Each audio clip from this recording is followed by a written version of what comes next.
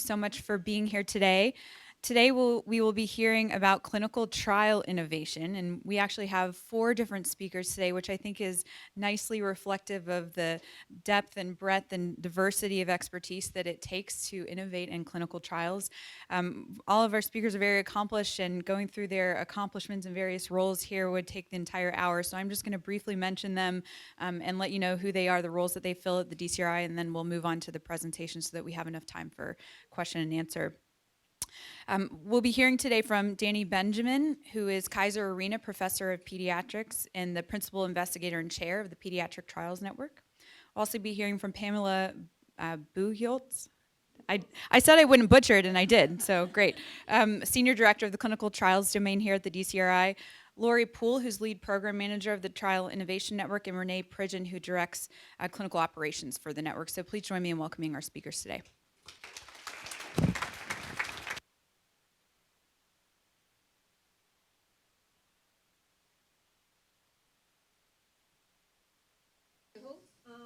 My title was announced Senior Director of Clinical Trials for me. Quick question first. Does anybody actually know? Oh, sorry. Can you hear me now?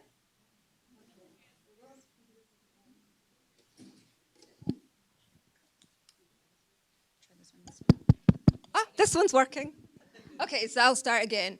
My name's Pam Buchholz. I'm the Senior Director of Clinical Trials Domain. I am fortunate enough to be the operational partner to Danny Benjamin. We both lead the domain. What I wanted to do just quickly, and I know some people can definitely answer this question, but do you all know what the clinical trial domain consists of? Can somebody put their hand up and tell me? Danny, you're not allowed, that's cheating. So one of my guides, how many groups, can you name the groups that are in the domain?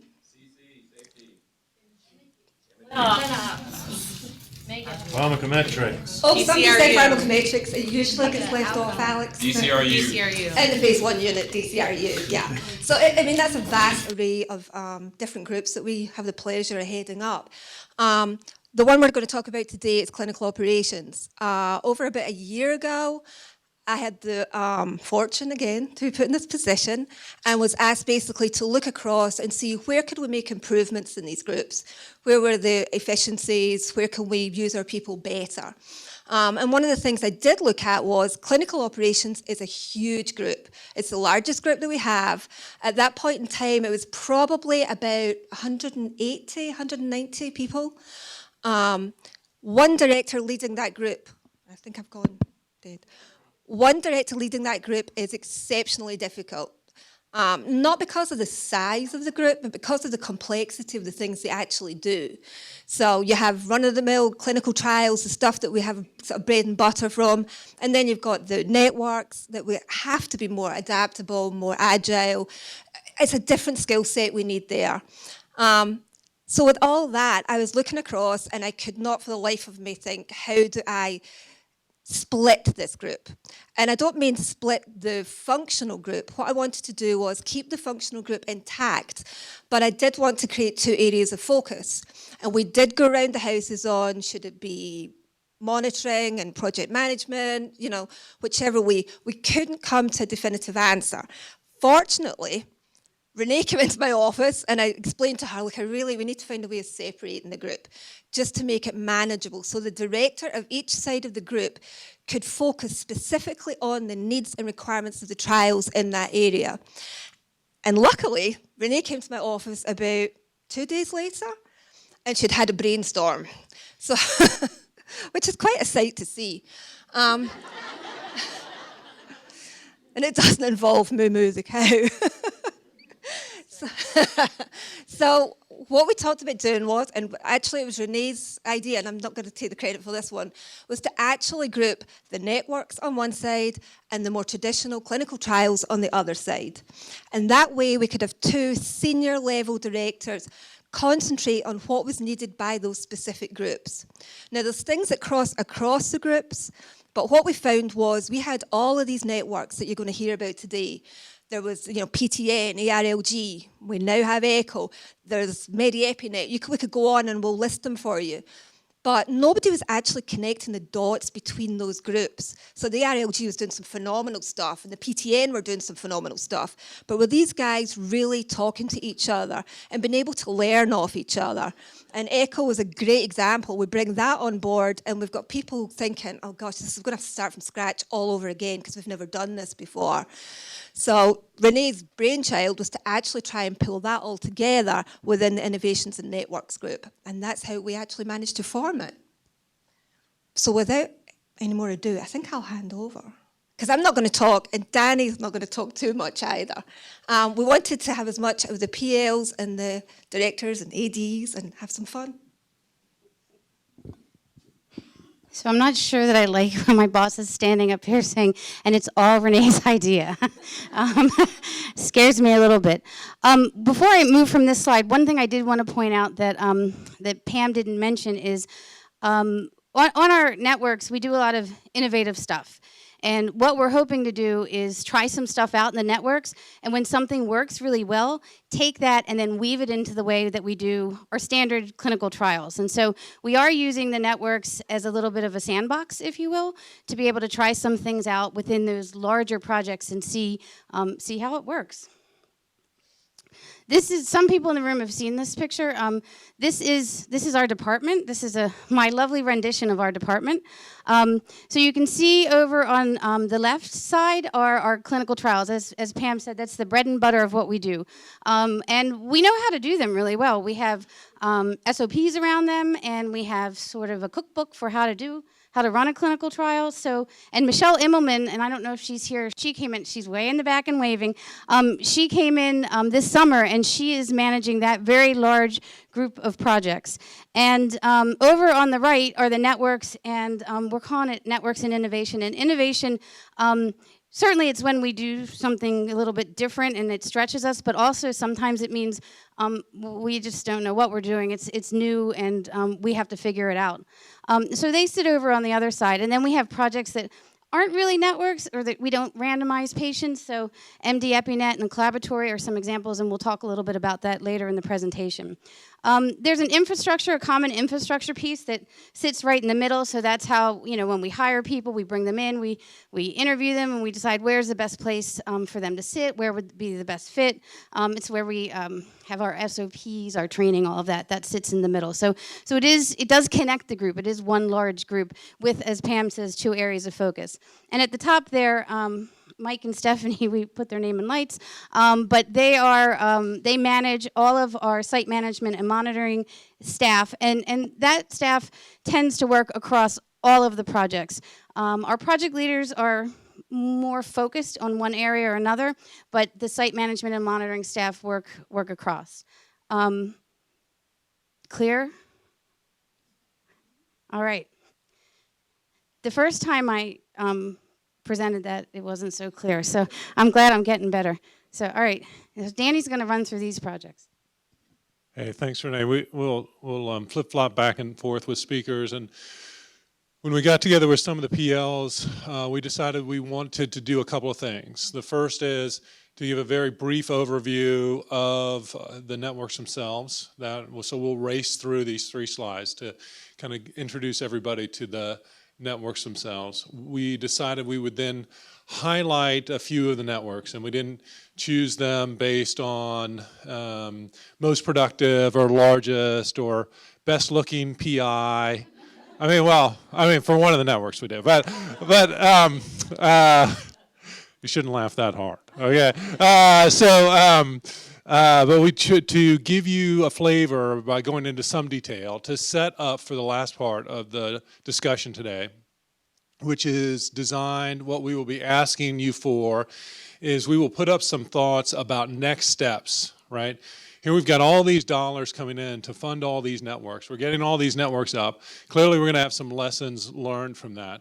But what should we do as far as next steps? Should we look toward public-private partnerships, or should we look toward common resources, that sort of thing? So be thinking of, because this will be an audience participation aspect of it, think of how we should go next with some of these networks across some of the networks, right? So Dylan has been here for years. Many of you all know it. It's the largest liver injury registry in the world. Waymon and Kathy lead this. PACT, Partnership for Anemia with Harvey Cohen and Sandra Tort-Euling, anemia in the elderly. The TRC THD in hematology, Valerie Morrow leads the next two networks. This one is enhancing translation of basic research. The Cardiac Safety Research Consortium, many of you know of, and that's safety, cardiac safety and scientific knowledge around existing medical products.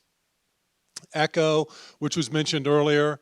Leela, who's new to the DCRI, leads a host of PLs along with a multi-PI system led by Brian Smith. And this looks at environmental influences on child health. So longitudinal cohort studies for about 50,000 U.S. children and another 40,000 mothers.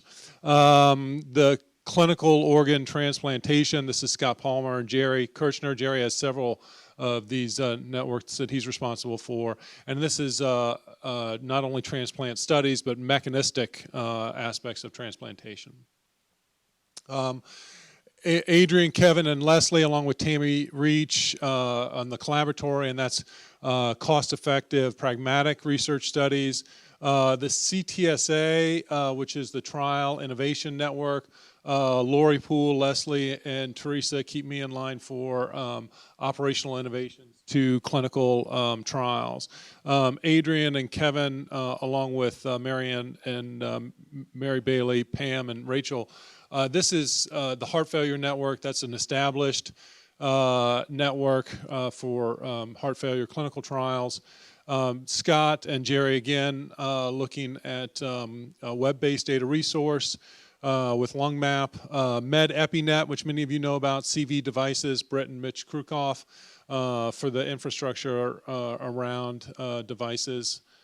The Antibacterial Resistance Leadership Group. So this is with Vance and Heather Cross. This is a now well-established, very large group that is focused on antibacterial resistance, a variety of different types of projects. I think Heather will go into some of the details of that later. I think Barry Harper is going to talk more about the Pediatric Trials Network. This is another one of our larger, more established network. This is for trials that change labeling in children of off-patent therapeutics. A newer one, Urinary Stone Disease Research Network with Chuck Scales, and I think either Susan or Renee is going to talk about this one. That's about kidney stone research, and Renee is going to take back over the microphone with me. That was kind of just a 2-minute intro. We'll go over about 5 or 10 of these in more detail to get you guys thinking through some of this stuff. Okay, I do have notes, so forgive me, but as you see, we have a lot of work going on, so I do not have all of the work that's going on in the networks memorized.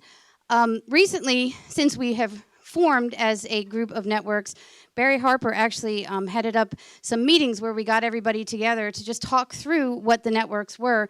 And in looking at that in preparation for this meeting, these are the therapeutic areas up here on the screen that our networks touch. Some of them are multi-therapeutic area, like the Pediatric Trial Network, but we lump that into pediatrics.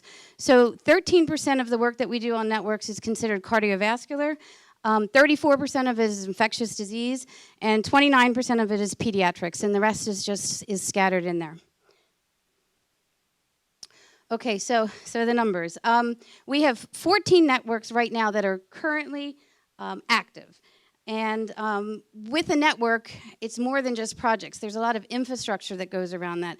A lot of what we were just having a conversation of earlier, herding of cats, right? You've all heard of that. So getting committees together, getting them stood up, getting everybody moving in the same direction, everybody, singing Kumbaya, and we get to where we need to go at the end of it. So that in itself is a project and can take up to a project leader per committee or working group. So Danny mentioned ECHO. The largest working group we have on ECHO right now, if you can believe it, is like 152 people. How do you get 152 people singing the same tune? Not very easily. So within the networks, we have 83 actual projects. So that's projects where we have patients involved.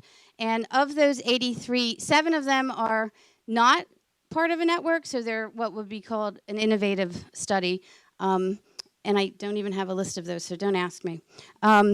We have 40 project leaders on in this area of focus, just looking at networks. And I have to confess that with the recent addition of ECHO, we probably added about 10 of those since October. So we're growing. 11 lead CRAs currently helping us across the networks, and there will be more. And as you saw, we touched 10 therapeutic areas. Okay, so we are going to have some surprise guests. There's not just the 4 of us talking. So Barry's going to come up and she's going to do. It's kind of like speed dating us, right? So she's going to come up and she's going to give you, 2 slides on PTN. You'll probably see me more than you want to see me, but we're trying to get some more folks up to the front of the room. So take it away. Hi. Thank you. So I've been on the PTN since 2010. We formed in 2010.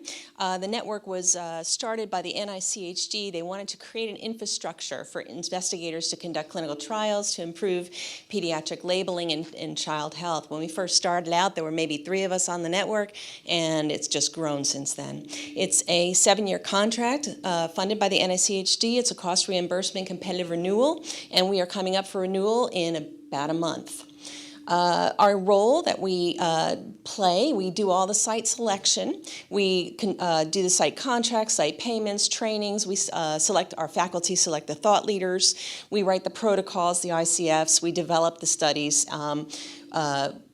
Conduct the pharmacological analyses, and select the vendors to run all the bioanalytical and the laboratory testing. We collaborate very closely with our data coordinating center, which is external to NICHD, which is external to DCRI. NICHD did that purposefully so that the responsibility would be split between the 2 companies. We kind of keep each other in check. And we work very well together. There have been a few hiccups along the way, and we have some lessons learned from that. We do a slew of testing, genotyping, multiplex assays, biomarkers, PK, biorepository, with a lot of bioanalytical work.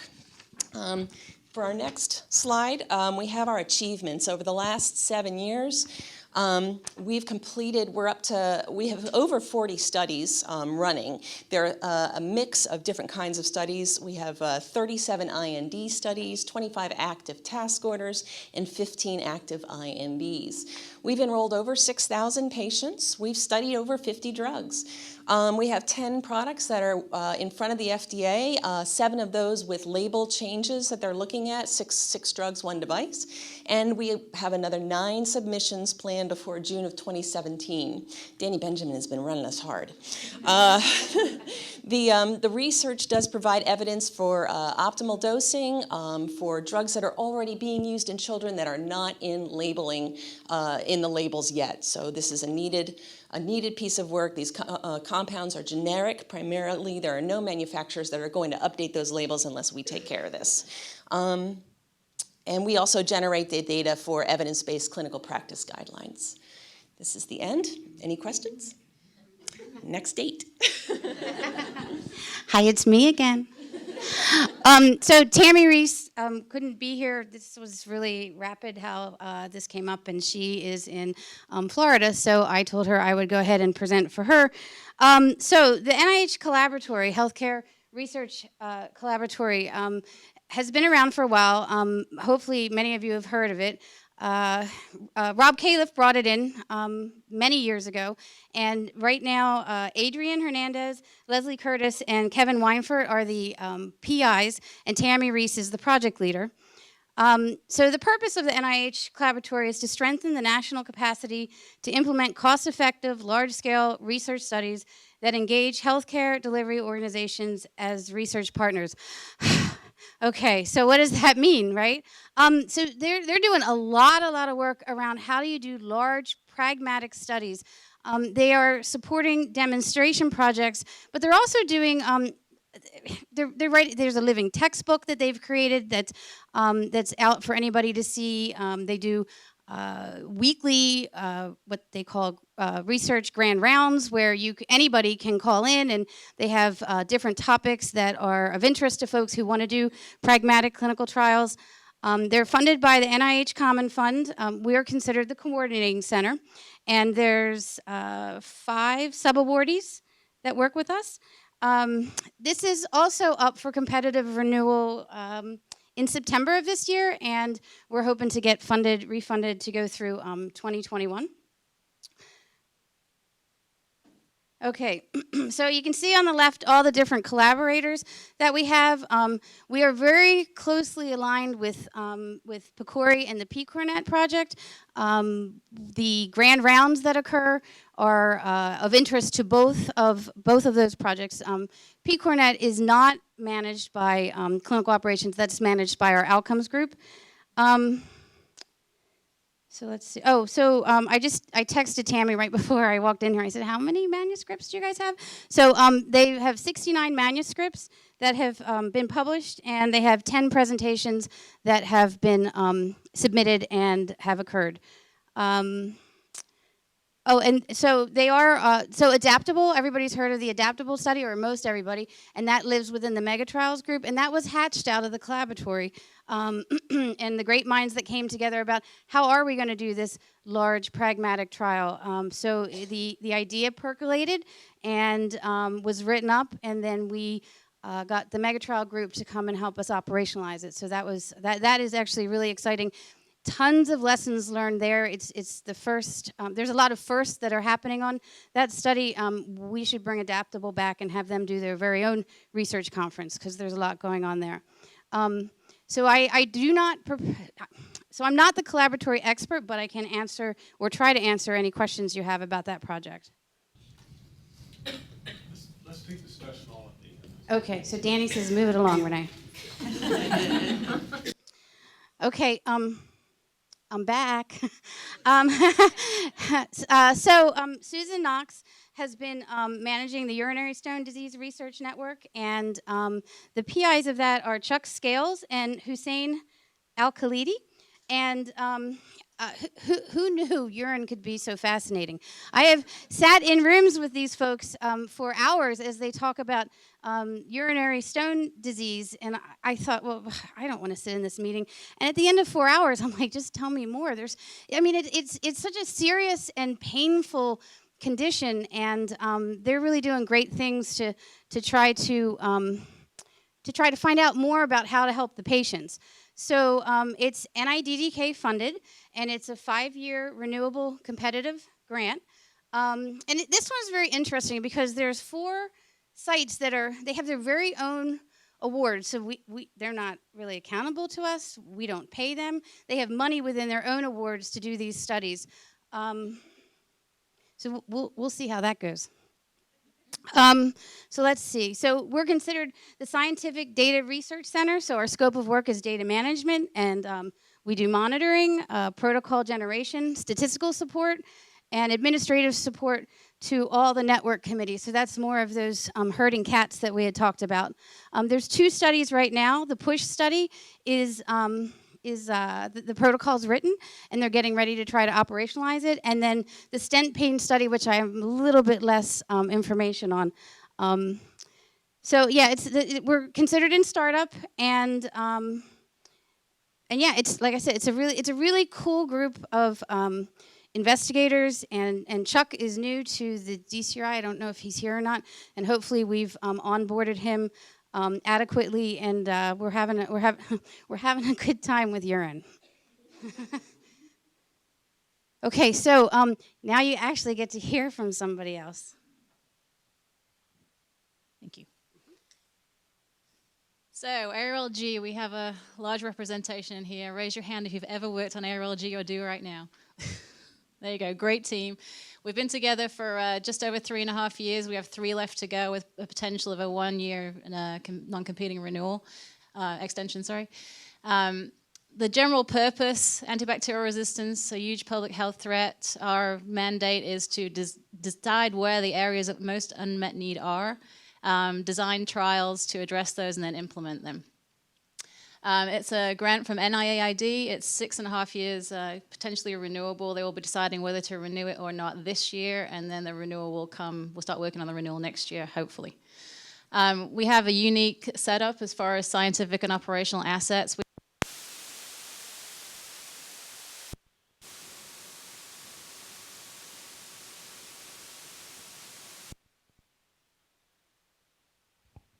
You broke it.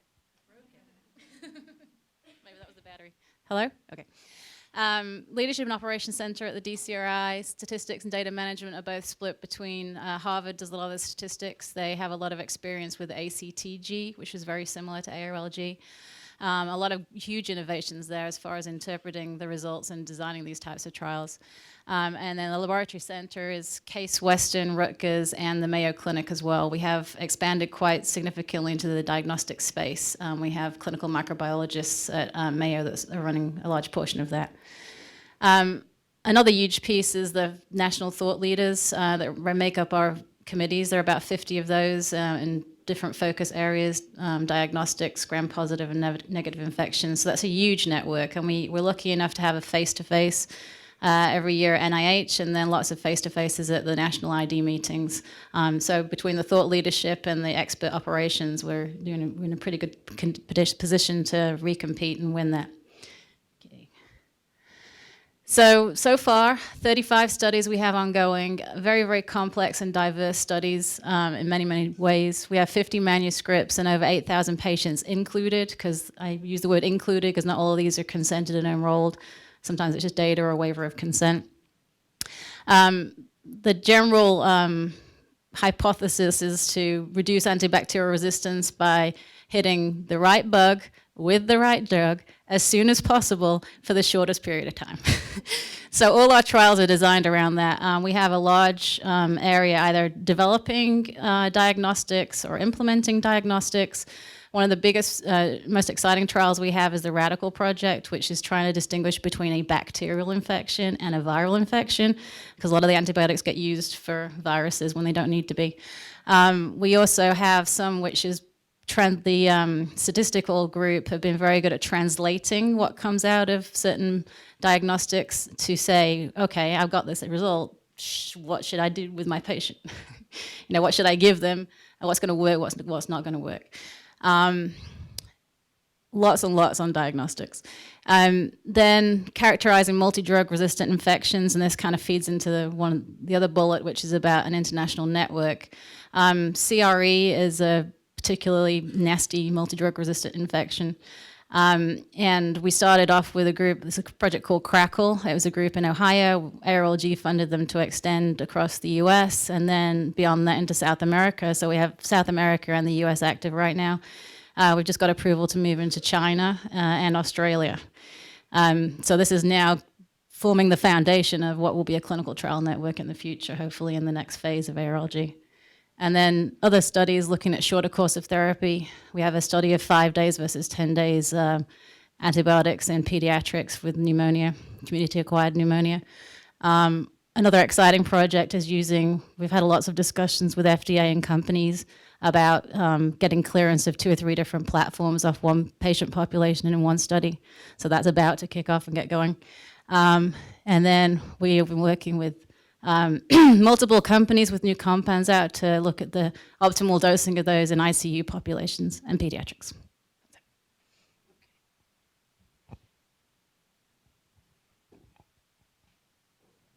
It's not me this time. Can you run my slides? I can, absolutely. Yeah. Good afternoon, everyone.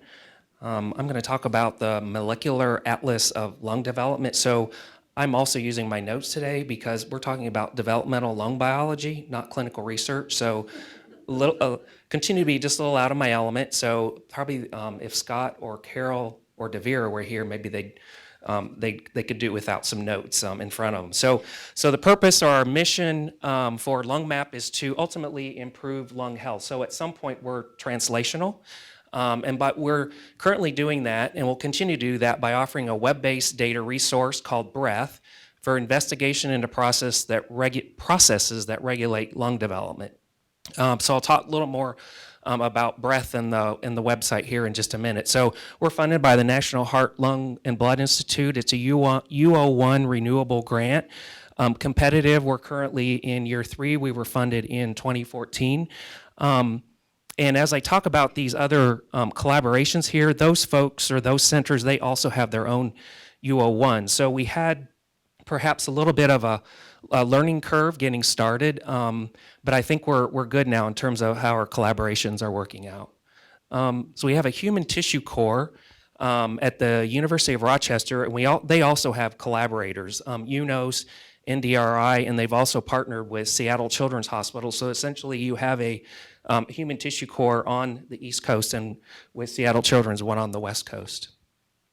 4 collaborative research centers. So we got Children's Hospital, it didn't get fixed, Los Angeles, not Los Angeles.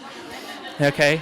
They folks, their work is in 3D imaging, and that's really pretty cool stuff. Some of you have seen their work, some of their videos.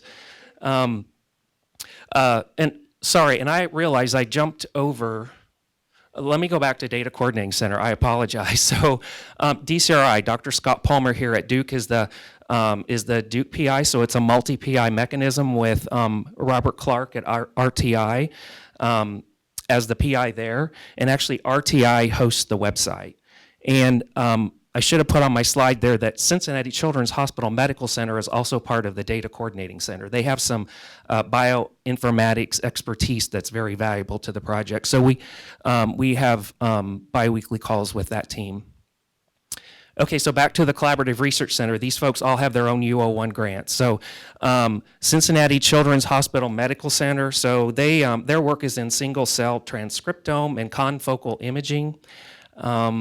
University of Alabama at Birmingham, they actually also partner with, let me see here, University of Alabama, Birmingham, I apologize, folks. They partner with Yale, University of California, San Diego, and Carnegie Mellon.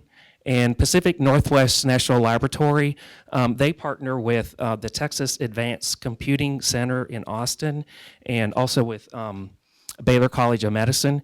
Let me jump back. University of Alabama, Birmingham, their work is in systems biology, and Pacific Northwest National Laboratory, their work is in proteomics, metabolomics, and chemical imaging. Okay, so let me just flip my sheet here. So in terms of public health impact, so if I just might point you to essentially the last part of the second bullet there. Sorry, third bullet. Future treatment of lung disease will require a better understanding of the molecular pathways that regulate normal lung development. So that's why we're building a map for the developing lung, so we can later then, as it develops, we can translate that into disease and then into therapies, okay? So the DCC is making this knowledge accessible and freely available to the public and research community through novel imaging and bioinformatics web-based tools. So apologies there for having my back to you at that point. I should have noted you can go out and visit the LungMap website at lungmap.net. Go out and have a look and give us some feedback. And so we're coming up on a release here. I think it's our 3rd release this grant year. In advance of an in-person meeting that we'll have next week, we're going to be meeting at Children's Hospital of Los Angeles. We meet twice a year, usually at NIH, and then on the West Coast, the other meeting. And for this next release, for tools, bioinformatics web-based tools, we have an image annotation tool. So that's a manual annotation of the structures in an image, and Carol Hill has put a lot of work into that. Cliburn Chan here at Duke and Ben Neely, and then some Duke students, Duke Data Plus program that this past summer, they started to build an app for machine learning to annotate images. And that was so successful in the summer program that Cliburn and his team have continued to work on that. And at some point, we'll integrate that into the website, also then with the manual annotation. We have a 3D image visualization tool for micro CT that will be coming with our next release. And then to try and display the data and have it make sense and make it user-friendly for someone when they come to the website and they see all these different kinds of data, that they have access to. How do you tie all that data together? So again, Carol and some others have been working on what we call a theme page or a story builder tool, where you can pull objects into a theme page to try and help tell a story about the data. And then an integromic tool. Just again, another user-friendly way to pull all the data together. So that won't be with this release, but that's coming. That's what we're talking about right now. And then we just learned in advance of our in-person meeting that Carnegie Mellon has a prototype of a way to visualize the multi-omic data. So lots of tools coming. Okay, just to wrap it up then, so 32 manuscripts from across the consortium to date. The DCC is leading the preparation of a promo paper that will be submitted to AJP Lung, and then there'll be a second consortium scientific paper, and then ontology, which is very important to have that part of the website. They've got 2 papers coming. That's it. Okay. So, Marianne, it would make me really nervous to present Heart Failure Network with you sitting in the room. Have you seen? Okay, I'll go ahead and present, but you're going to have to keep me honest, okay? So hi, I'm Marianne Sellers. And I'm going to talk to you today about the Heart Failure Network. So Marianne is the lead project leader, and I think Pam Mons, Rachel Olson, and Mary Bailey. Did I miss anybody? Okay, good. They're also project leaders within the network, and the purpose of the network is to conduct multiple complex proof of concept heart failure clinical trials in parallel, thus maximizing the collective resources of the network. I looked in EPM before I came in here because I know a lot about Heart Failure Network, but I don't know everything about it. And it actually has been around since 2006. So for 10 years, that's longer than some of us have been here. So it's a UO1 award, and I think we're in iteration 2, right? And then, so there's a third possible iteration to this. So hopefully it'll be around for another 6+ years. Our collaborators are up there: Cleveland Clinic, Harvard, Tufts, Duke, Mayo, UPenn, Emory, Thomas Jefferson, and WashU. And then you can see the core labs at the bottom, and Duke has 2 of the core labs there.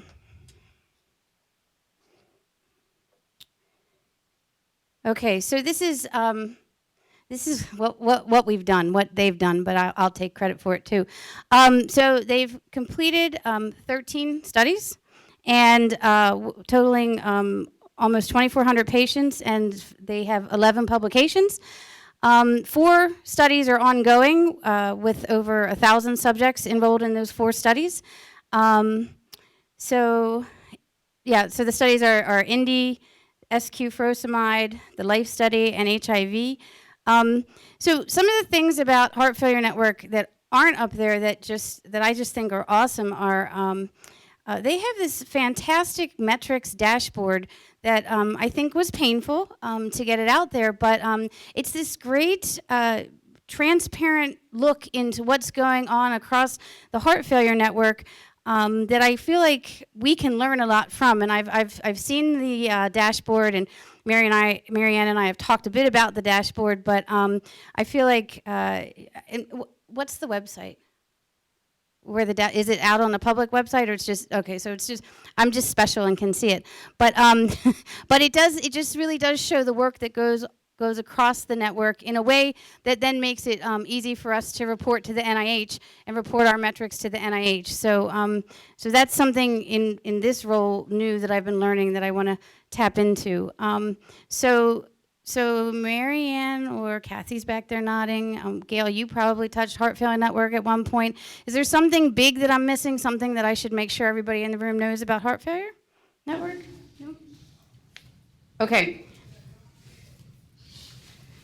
Okay, so hi, I'm Britt.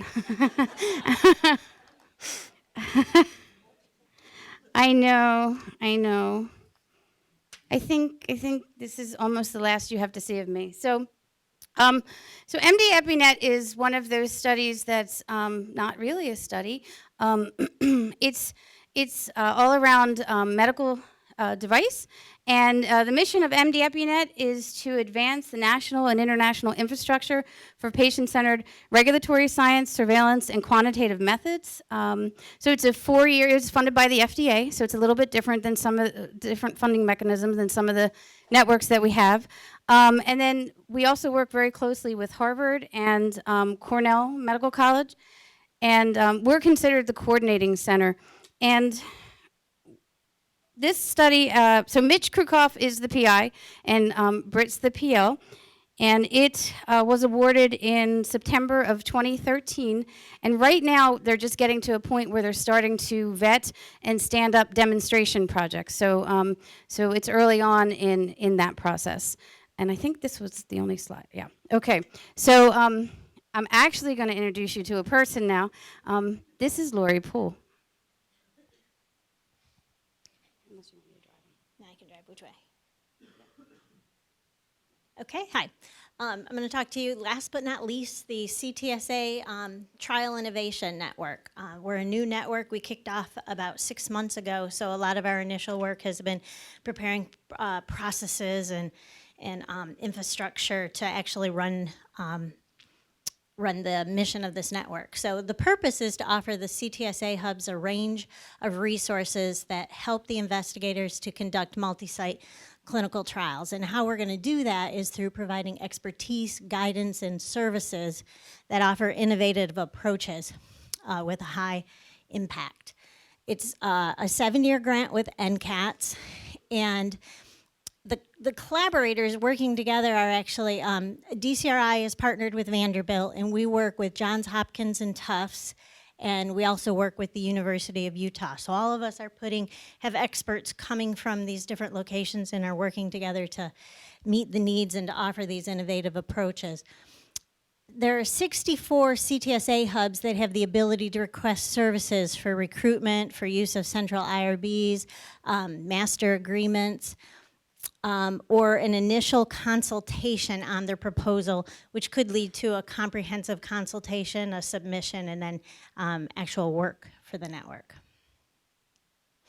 Currently, we have 33 proposals have been submitted to the network. So they submit to the network requesting some level of services. And currently, 33 have been submitted, and we're in the process of making decisions regarding which projects we'll support and begin to help and move forward. The potential impact of this network is on multiple therapeutic areas, scientifically as well as operationally. We're looking to improve the efficiency of running clinical trials. I think that's.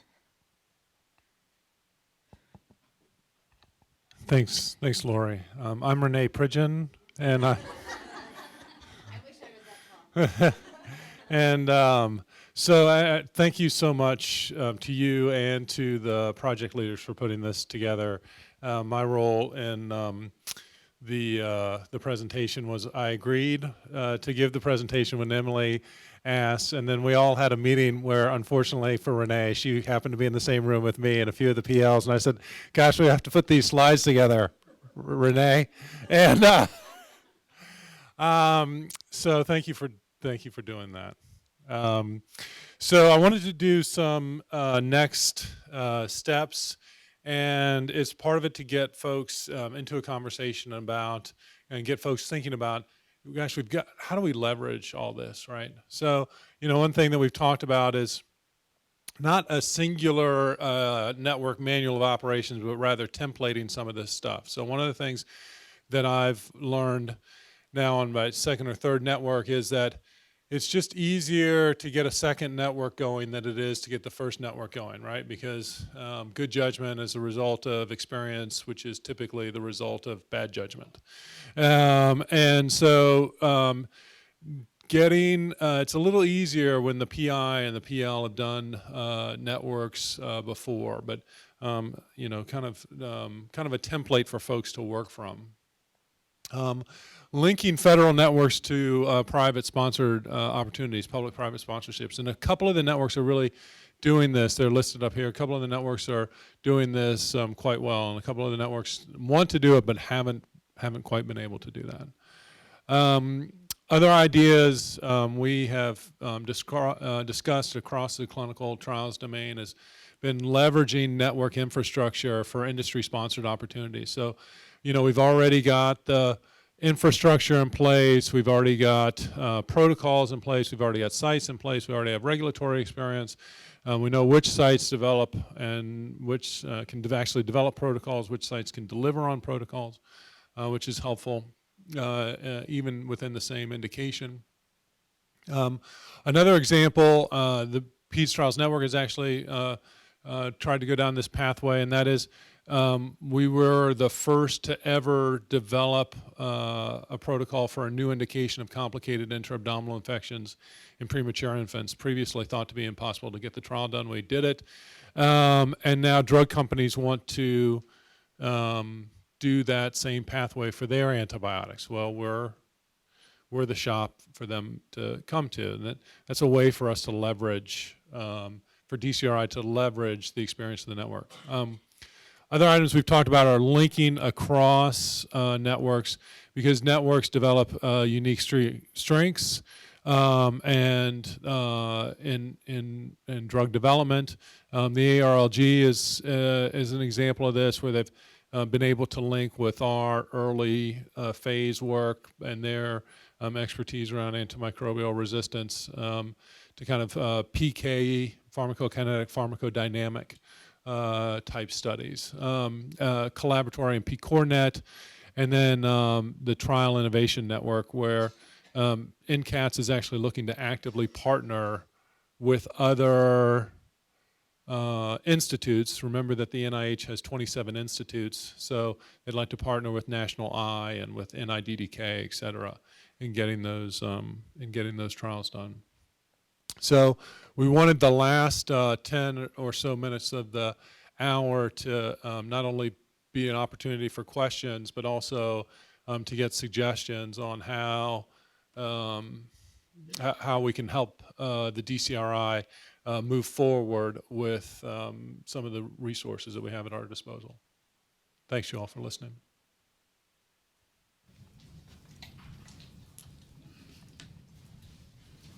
Y'all know everything, or just overwhelmed with Renee's awesomeness, or? Yes, ma'am. So the public-private partnership is obviously the challenge for a lot of these networks with regard to sustainability.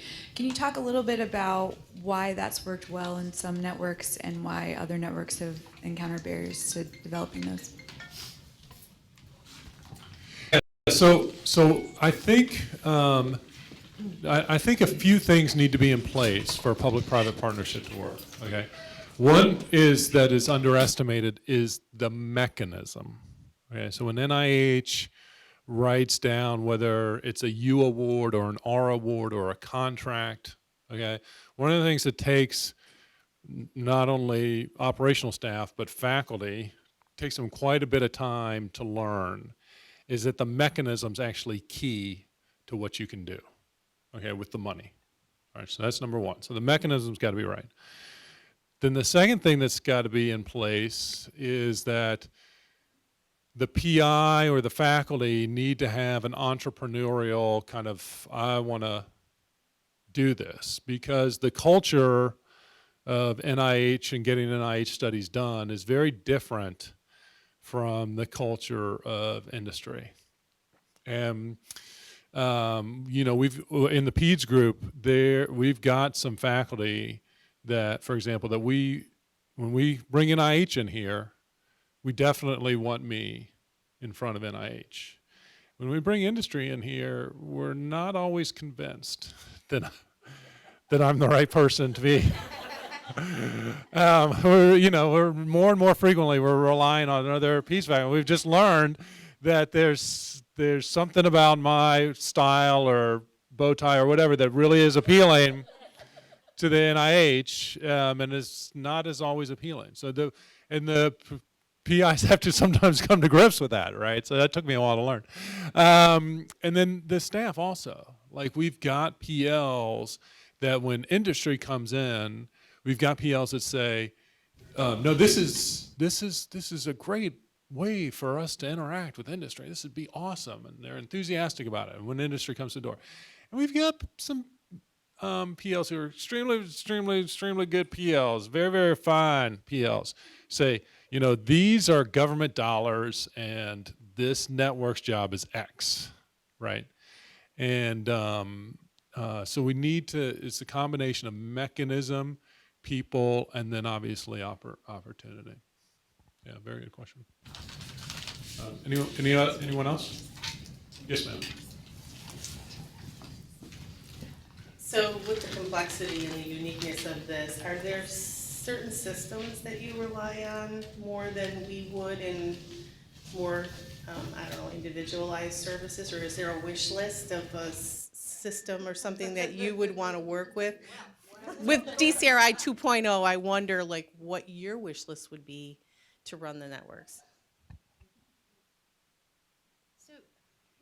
So we use the standard DCRI systems. The one thing that we struggle with a lot is with our financial system, and how do we manage multiple projects that we're given one bucket of money, and how do we manage that within our financial system so that we can keep each individual project accountable, because a lot of times it rolls up to this big bucket of money in the sky, and it's really hard to say that this is attributed to project 1 versus project 2 versus project 3.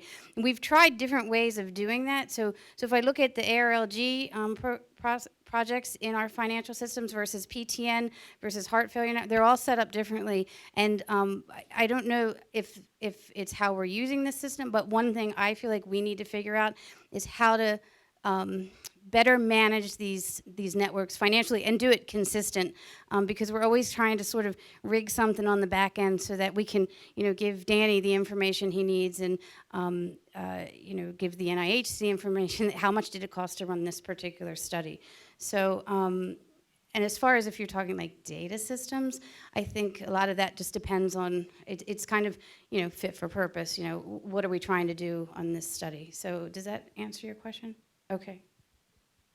And you thought you guys weren't going to hear from me again. Anything else? Any other questions? Yes.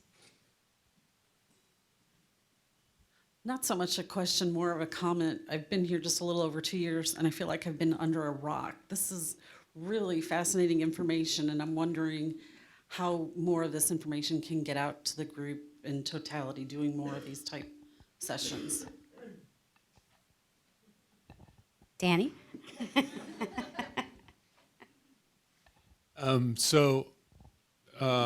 Is that for me? So should I use it? Both of them work. Thank you. 6 years of high school, nothing gets beyond me. So one of the things, Pam and I have been struggling about pushing out information, and what do we want to do, and we've talked about either like within domain newsletter. We've also talked about social media. Unfortunately, we've tried in our research group for we have a summer program here for high school and college students to expose underrepresented minority kids to clinical research. And so we went on to Facebook, and the first summer the kids broke it to me that I'm not cool enough for social media. So we may not do social media, but we at least talked about it. So in all seriousness, we've got to find a way to push out more of the information, because some of the slides that were put together for this, and also the networks that we didn't present, we had a really hard time choosing which networks. We wanted some that were just getting off the ground, and we wanted some that were more established. But in going through them and all the work that the operational staff here are doing is just tremendous. And all the ways that they've kind of figured out how to make things work, whether it's financial or operational or practical. It's just been really awesome. And we're struggling, and we're on how to push that out, and we're open to that. Go ahead, Pam. So open to suggestions for sure. So we've actually formed a leadership team within the clinical trials domain. So that are the directors, Matt Wilson, Linda Lillis is involved, Renee, Michelle from ClinOps, Don Landis, to name a few. But what we wanted to do is we brainstormed on, where are our pain points, specifically within the domain, and communication was a huge one. So what we decided was, it's really unfortunate that, we've got people in the CEC that don't know what people in ClinOps are doing versus, the DCRU. And it was interesting that when we actually, I went to the Innovation and Network presentation, where we actually looked at some of these networks. The amazing thing was the amount of people around the table that are actually in these groups that were going, oh my God, we're doing this. This is really cool. So the fact that you're saying that from another group, within our own groups, we're not even recognizing the amazing things we're doing. CEC, I mean, you guys are like paving the way for some things, but do ClinOps know that? Do, CEC, well, CEC do, but do you actually talk to each other? So it's not only within the domain, I think it's like 3 levels. It's within our own groups, it's within the domain, and then across the organization, because we're not going to speak for mega trials or outcomes or faculty, but we have got plans in place where we are actually, the Facebook, I know it's not a favorite one. I would just say we keep Danny off it. But it might be actually quite a fun thing to do. That was communications, thought of that. But if you guys have other ideas, other venues that we can talk, we've talked about doing a domain-specific town hall, where we'll bring more of these things up. We've talked about the directors and the PLs and people from each of the groups visiting with each group and actually saying, look, hey, I'm Mary, and I do this in such and such a group, and this is what it really means, and this is how I can contact with you. So we're trying to do those things, and Danny and I have got a couple of surprises up our sleeves that we don't want to reveal today, but we'll definitely speak to some of that. You're doing some really cool stuff, and we need to get it out.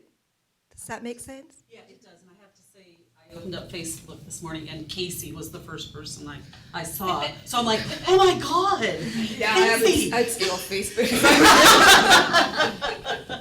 So with that, thank you all, because we're right at 1 o'clock. Thanks you guys for attending and for all the work that you do for public health. Thank you for that.